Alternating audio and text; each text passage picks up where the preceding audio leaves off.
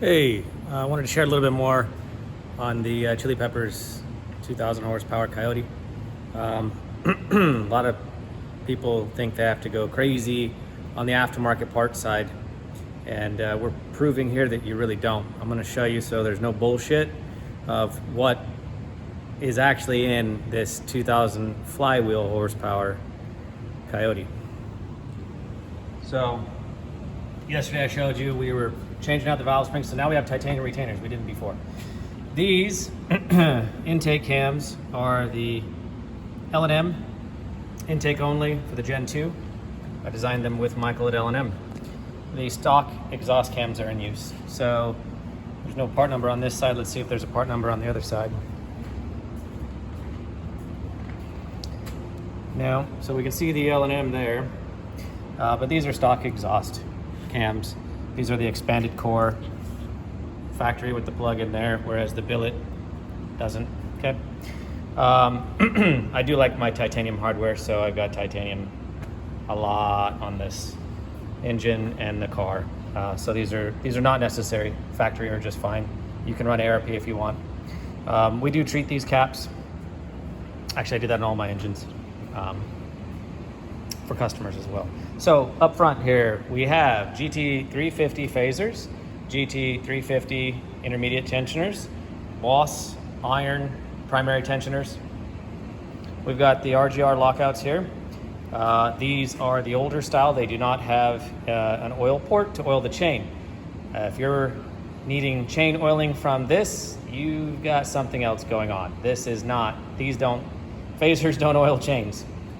So if you look at the design of the phaser, they don't leak enough to oil the chains, okay?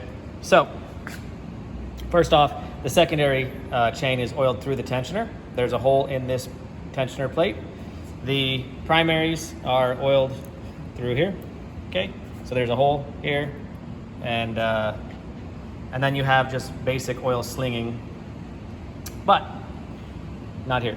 Okay, these actually we have a freeze plug in the back behind this to make sure that we have enough oil pressure going to the phaser that we are using. So most of the time, people are locking out both intake and exhaust, and they wouldn't use that. They'll just have leaking oil out of here, which honestly, you should plug it anyways.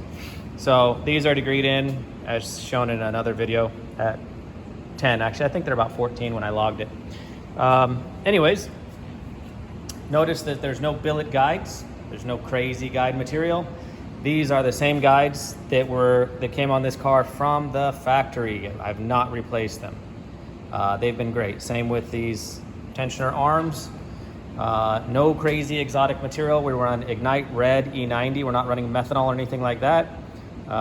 So this is what most of our customers will be running. Very few run methanol, right? We run either the ARP hardware here or stock. In this case, it has ARP, but that's it. There is nothing exotic about this. Now keep in mind, these are Boss heads. Brett Barber has ported them, and he ported them just the way I wanted. So he didn't even touch the floor here. And then I went ahead and did some exhaust work and chamber work, and this has Faria valves. So I think there are 1 millimeter oversized on the intake side. Not what I wanted, but that was all that was available at the time. Long and the short of it is, this is not an exotic piece. Also keep in mind, to make 1688 to the tires was 32 pounds of boost. That is 32 pounds of boost. We're not running 3 bar even. We're not running over 40 pounds to get this kind of airflow through this engine. These tiny little cams and the way these heads flow and the way the system works, it's designed. Like, we've done extensive research on cam timing to determine what is necessary to get the maximum flow in the usable RPM that we run. This particular engine utilizes a factory power band, so we shipped it at 75 right now. When we move to a different intake manifold, because we're running the Boss, maybe we'll shift it higher.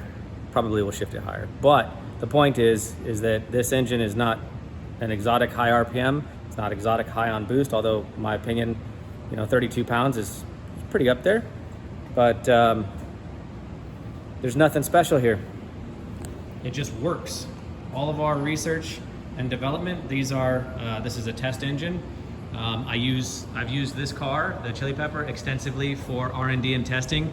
This is just the next iteration of testing. So this is, if you get a motor from us, you're not gonna get this block because they don't make it anymore. And honestly, it's weak as shit, but it's holding up. You're gonna get if you want this kind of power, you're gonna get the Bear Motors block or the iron. We haven't tested the new iron block yet. So I can't say much about it, but and then crankshaft, you know, it's I've got a Winberg on order that's been on order for a very long time. They're extremely hard to get, so if time's of no consequence, we'll do that. Otherwise, we'll do a modified stock Coyote crank. And you know, generally I say these are 1500 horsepower builds, but obviously that's because that's where we originally push it to. So now this is a 2000 horsepower build because I've pushed it there and proven that it can do it. Anyways, check it out. Nothing exotic. This is gonna be buttoned up and shoved back in the car in a couple of days.